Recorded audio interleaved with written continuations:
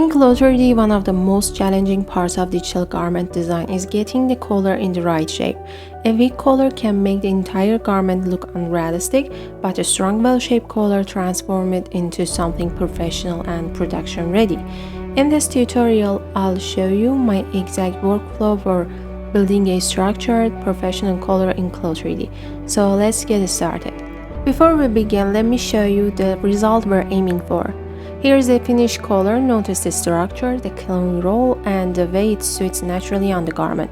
This is the quality we want to achieve by the end of this tutorial.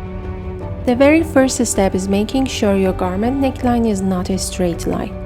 If your neckline is completely flat, your collar will never roll naturally. Instead, you need a slightly curved neckline, a gentle arc that follows the natural shape of the body. Next, I like to add a printable pattern as a reference. This helps ensure my collar proportions are accurate from the start. I'll import the pattern here and place it on the workspace.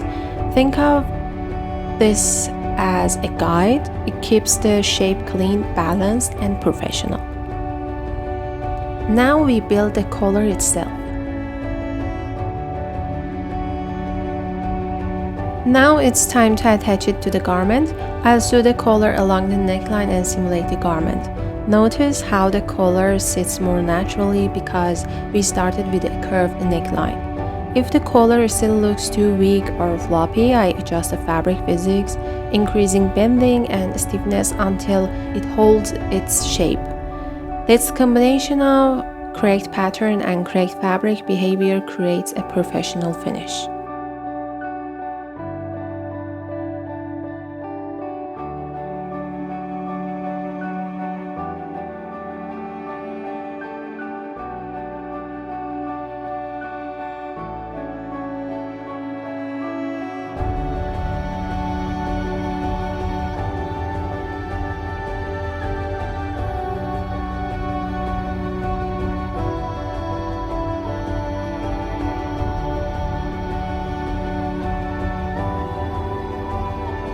And here is the finished collar.